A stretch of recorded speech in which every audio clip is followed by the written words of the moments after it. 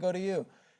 Are the Buccaneers the biggest challenge to the Eagles in the NFL? No. It's the Detroit Lions. I'm not going to be dismissive of what I just saw from the Detroit Lions in Baltimore. That was a dominant performance against a team that I still think is a top 5 team in the NFL in Baltimore. Baltimore scored 30-plus points in each of their games and lost 2 of them. You usually win those, Mad Dog. But the unfortunate part is you played 2 teams that probably going to be there in the end in Buffalo and Detroit, right? And you may have to see Buffalo again. The Lions, that first week against Green Bay gave everybody a lot of pause because of the offensive coordinator and defensive coordinator change. And I got to be honest, it did for me as well. Same here. They didn't look like the Detroit Lions, right? The physicality wasn't there. The explosive plays wasn't there. Jared Goff, none of the stars had any numbers. If it would have been a semblance of recognition, you'd be like, all right, it's just going to take them some time to work in it. But damn, did they get it going right after that. And then, so we in Baltimore Monday night, right, getting ready for the game. And Kelvin Shepard, the defense coordinator for the Detroit Lions, comes over and we talk for a little while. And it was just something about him that I was like, that's a lot of confidence to play against Lamar Jackson in Baltimore. That's good insight. 3rd week of the season.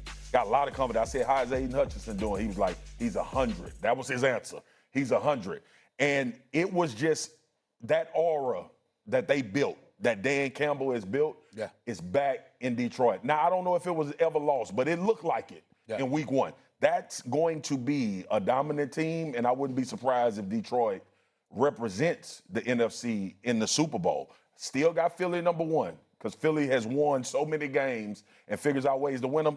But this iteration of Detroit is the most dangerous team to Philly. No question about it. I completely agree with you. And I'm going to use the same energy because we fear here on First Take.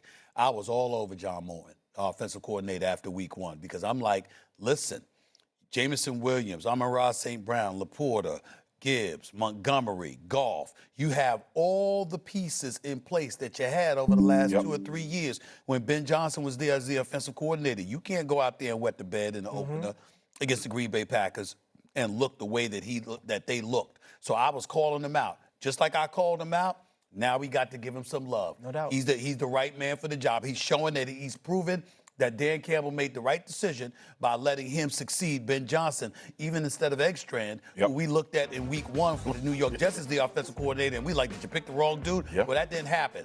Having said all of that, I think you're absolutely right about the Detroit Lions. I view them as the number 1 threat, but I don't want to dismiss Tampa Bay. Baker Mayfield, who's been balling for a couple of years. And I know Evans is going to be out for the next 3 to 4 weeks with his hamstring injury, but you got Evans, Godwin, and Igbuka when it really, really counts. With Baker Mayfield flinging that football. Wirth is coming back for the first time now at your left tackle spot. So you've got that secure as well. I'm just looking at Tampa Bay, and I'm saying they can beat anybody. I don't have them as the favorite over Philly. I don't have them as the favorite over the Detroit Lions, but they're going to have Detroit in their schedule. The only thing I would say about Tampa Bay is this, too, as well. A +6 point differential for a 3-0 start to a team is the smallest in NFL history. All right? They won the games in like 59 seconds left, like 6 seconds left, and at the buzzer. Weren't great teams. Against the Falcons, the Texans, and the Jets. So, again, the jury is still out on them. I would say Detroit is the answer to this question. But you guys stole what I was going to say. Before you, though, Mad Dog, there's an argument you can make that the Rams still are the 100%, right? Don't rule out San Francisco either. I am. You know, they got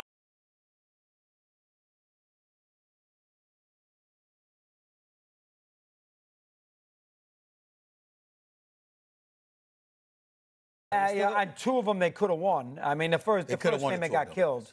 But you guys hit it right in the head. The Bucs, listen, I can't go crazy. They've won 1 game, the teams they've beaten.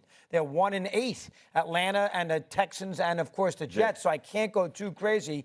To me, the Bucs are really about Mayfield, and that's the story for them. The Lions, it's about a team. The defense, the offense, the quarterback, the running game, Campbell. The Bucs, their start is really the Ohio State kid's shown up too, but it's really about Mayfield, 4th quarter, chip on his shoulder, running on 4th and 10 for the first down against Houston. It's really about what he is doing more so than quote unquote team. The Lions, it's about the club. So that's the reason I would not make Tampa a legitimate threat to win the NFC. I just want to remind everybody, and I know Philly came away with the win, the Rams were lining up for a field goal to win the game. Of course. So that is not as far away from that being the contender to the Philadelphia I think the Rams are very, and they very were dangerous. dominant for a large part of that game. I think the Rams, I mean, I think if you rank the NFC right now, I think you got to put Philly 1. Lions, Rams. I think you're right. Yep. I agree. I would go Philly, Lions, Rams, and I would go, you wouldn't, I would go San Francisco 4. And I go Tampa 5. I would go Tampa 4 and San Francisco 5. I would echo you guys. I was the biggest critic of that Lions team after week 1, and Jared Goff has proceeded to kick my teeth in. Oh, he's played great. He's done a great job. Thanks, Jared. He's played really well. I am actually very frustrated and agreeing with y'all so much. Like we got another hour. Certain things Well, can't you're be done. dealing with Certain help. things can't be Well, denied. The man threw for over 4,600 yards last year. Brilliance I here. don't. This is brilliance here. You're working with brilliance. At least me. I Not got so you much know. him. See, there we go. I'm What up, brilliant. Bob? You're What up, okay. Bob? You're not bad. You're not bad. I'm brilliant. You may continue. Hey, I'm trying my hardest. Here we go. Guys, Lamar Jackson is coming off a tough loss to the Lions, and now faces Patrick Mahomes in Arrowhead. Which one of these two teams can lead? Arrived in 2008, and then you have the greatness of a Lamar Jackson. When we talk about Mike Tomlin and we talk about how the Pittsburgh Steelers haven't won a playoff game since 2016, we also know that Ben Roethlisberger stayed 2 years longer than he should have. We also know that the Steelers have struggled to find a quarterback and find his successor for years and years and years. He hasn't had Lamar Jackson at his disposal. And so, again, nobody's advocating that John Harbaugh be fired. I mean, that's ridiculous. We know how special the man is, and we know he's a hell of a coach and a hell of a leader. What we're saying is that the reason we're having this conversation is because even though it comes down to the players, Has the he coach taken them certainly as far helped. as he can go? You know, like, yo, it's Lamar Jackson. What you gonna do?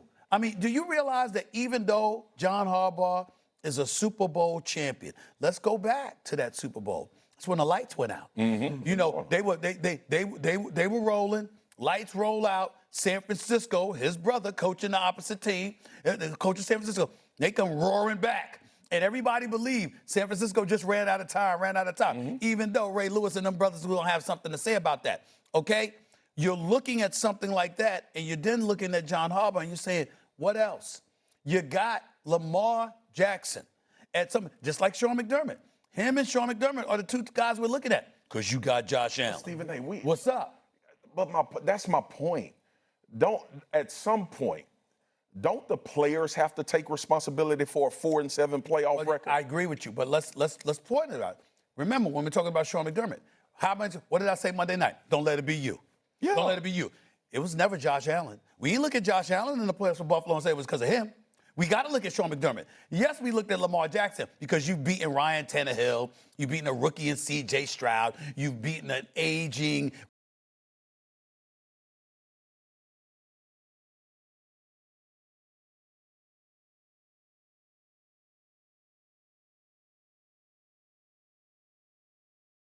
saying. That's all I'm saying. Head-scratching losses, too, some of these ones at home. Raiders last year in the regular season. Yep. Browns a couple years ago. Yeah. Double-digit leads That's at true. home. Deshaun Watson had a great second Yes, half. he did, and got hurt, never played at the end. There we go. Yeah, that was his last moment. That's it. This team been winning 12, 13, 14 games okay. a year. Right. That's why we're having a debate. But you've often said, listen, at the end of the day, what do you do when it really, really counts? Yeah, and we know what he does during the regular season. What we're asking is, what you gonna do when it really counts? I put a lot of onus on the players, man. So do I. A lot of onus. So does everybody. Speaking of a Flowers player. diving in the end zone, get a fumble at the one. Zay Flowers. Oh, Zay Flowers. A lot of that stuff got to do with players. Had 3 interceptions by the quarterback that day. Guys. He didn't play well. You know that. All right, sorry, Peter. Go ahead. We got to Break. Moving on. Micah Parsons is making his return to Dallas Sunday night. If you thought Chiefs-Ravens was a game, how about this one? Packers-Cowboys Sunday night. What does this mean?